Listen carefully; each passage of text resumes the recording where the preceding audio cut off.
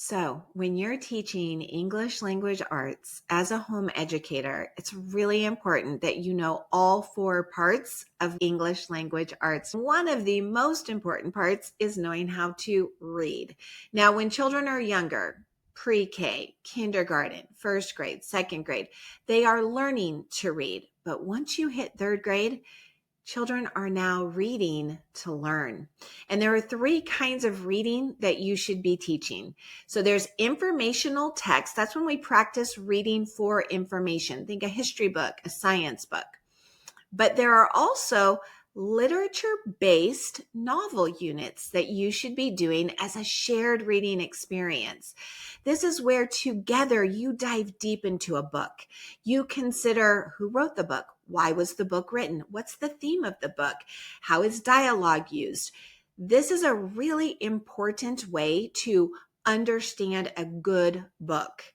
Now, that's different than just letting your child read independently. That's the third type of reading your child should be doing from third grade up, but that's different than a literature-based unit. And if you are purchasing this reading unit that we've created, we want you to know you are going to be delighted because it has everything a very thorough reading unit is going to require. Now, let it be known, this is not something you're going to finish in a week or two. You're going to need a week to prepare. We have everything that you need. You just want to set your schedule, set a plan.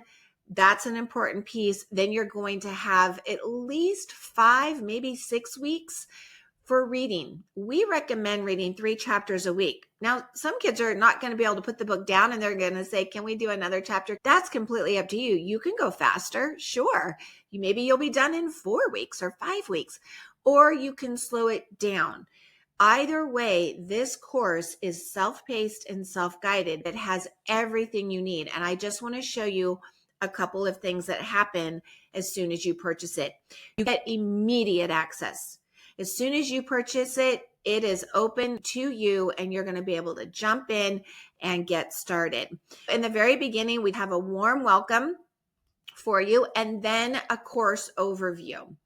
And we step you through one task at a time to make sure you're super successful. For instance, we show you a calendar, a potential calendar, and we give you the first 6 steps to getting started. You're going to need copies of the book.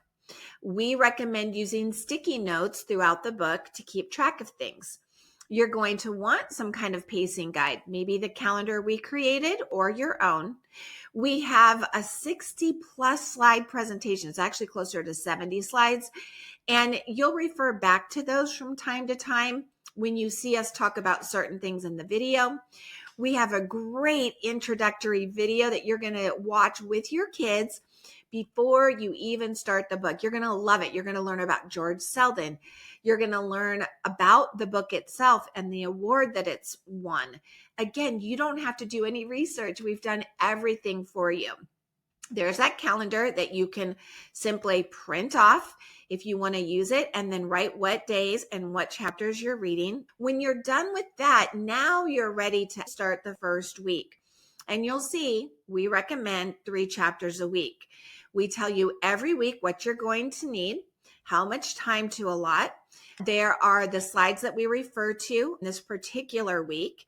And we have these really fun extra bonus videos where we go into a little more depth on some of the things that are mentioned in the book. This is the into, through, and beyond that you should be doing in a really good book study. It's never about just reading a book and then asking a few comprehension questions and moving on. A lot of people think that's a book study. It's really not enough. So we have a short video on who is Garth Williams. Spoiler alert, he's the illustrator. He also did the illustrations for Charlotte's Web and Stuart Little, by the way. There's a short video on how crickets are actually insect thermometers. There's a chapter on liverwurst. What is it? And then as you scroll down, you'll see we include a vocabulary tracker. We give you vocabulary words for every chapter. We do have worksheets. You can print those out for your kids to check on that comprehension. We have all 3 chapters in this section here, but you'll also see below the questions are the answers. So you don't have to go back to the book or find the answer. You can simply just scroll on down. We give you the questions, but we also give you the answers. And you'll see as you go through this, every week that you're done, you click complete and continue, and boom, it's going to take you to the next set, chapters 4 through 6. Again, everything's there for you. And of course, we can't help ourselves when we find other fun things from other places, like this free resource on insect anatomy or how to do the cricket chirp data grid. We even found a cricket anatomy quiz you could take. We like to share great resources with you so that you are saved so much time. Does this sound amazing? I'm hoping you think it does, because we think it's phenomenal. The book is geared for 3rd, 4th, and 5th graders. If you have a 2nd grader and a 4th grader you're homeschooling, this would be a perfect book to use with both of the kids at the same time. You could have different expectations for each of them, but you'll have some great family discussions. This, my friend, is reading that is truly wow. Read on.